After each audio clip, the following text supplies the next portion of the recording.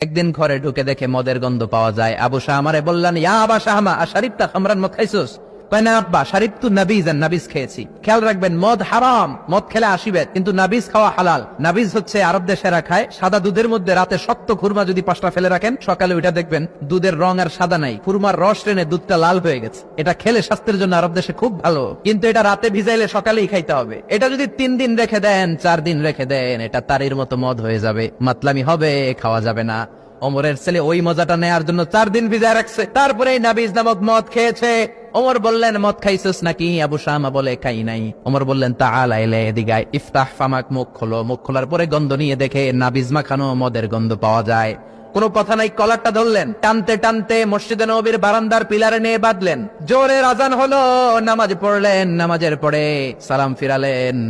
সালাম ফেরানোর পরে বললেন, মাকানাকুম ইনদানা হাদ। নামাজের পরে সুন্নত পরে সবাই বসবেন, একটা বিচার আছে। এই গুরুদণ্ড, এটাকে আরবিতে বলে হাদ, প্লুরাল হচ্ছে হুদুদ। সবাই যখন ওযু করে ঢুকতেছিল, বারান্দায় দেখে ওমরের ছেলে বাধা। সবার চিন্তা, হায় হায় কি ঘটনা ঘটলো, প্রেসিডেন্টের ছেলে পিলারের মধ্যে বাধা কেন? নামাজের পরে হাজার হাজার সাহাবী সবাই বলল, খলিফা কি হয়েছে? মাল আমর, হোয়াট হ্যাপেন্ড? ওমরে ফারুক বললেন, এটাই নাবিজ খেয়েছে, তবে এটা মদ হয়ে গেছিল, এখন আশীর্বাদ দিব। কানা ঘুষা, কানা ঘুষা। হাজার হাজার সাহাবী, কেউ কেউ বলল, খলিফার ছেলে তো মনে হয় মারবে না, ধমক দিয়ে ছেড়ে দিবে। এরকম কিছু বিচার দেশে আছে না নাই? মিলায় দেয়, ঘুষ খায়া ছাইরা দেয়। এমপির পোলা হইলে 7 খুন মাফ, চিল্লা এখন ঠিক না?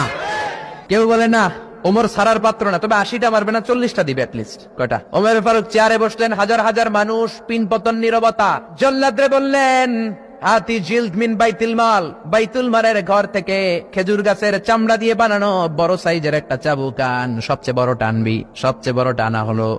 এবার ওমরে ফারুক বললেন, ইবদা বিসমিল্লাহ, শুরু কর আল্লাহর নামে। চাইতেন ওমরে ফারুকের সামনে দাঁড়িয়ে জল্লাদ মারবে 80টা বাড়ি। মারতে শুরু করেছে, ওয়াহিদ, ইসনাই, তালাতা। 3 বাড়ি মারার পরে ওমরে ফারুক জল্লাদকে দিলেন এক থাপ্পড়। 3 হাত দূরে যে পড়লো জল্লাদ। জল্লাদের হাত থেকে চাবুক তুলে ধমক দিলেন, তুই কি চাবুক মারোস নাকি চাকরি বাঁচাস? আস্তে মারলি কেন? আসলে আস্তে মারে নাই, দেখে যত জোর ছিল, ওমরের হুকুম তামিল করবে না এরকম জল্লাদ মদিনায় ছিল না। জোরে কোন ঠিক কিনা? যত জোর ছিল তত জোরে মেরেছে, কিন্তু ওমরের পছন্দ হয় নাই। ওমর বললেন, ইনদাকা তালাতা ইনদি ওয়াহিদ, তোর হিসাবে 3টা, আমার হিসাবে মায়ের হইছে 1টা। আমি 2 নাম্বার থেকে শুরু করব। 2, 3। মারতেছে কে? মদিনাতে উনারসে পালোয়ান আর কেউ নাই। এক একটা বাড়ির আগাতে ওমরের ছেলে আবু শামা চিৎকার করে কাঁদে। এক একটা বাড়িতে চামড়া ছিঁড়ে যায়, রক্তগুলো ছোপ ছোপ করে নববীর দেয়ালের মধ্যে লাগে। ছোট্ট ছেলেটা ডেকে বলে, আব্বা আমারে মাফ করে দাও, আর জীবনে মদ খাবো না। সেদিন ওমরের পাষাণ হৃদয় নরম হয় না, কারণ আসাদ্দুহুম ফি আমরিল্লাহি ওমর।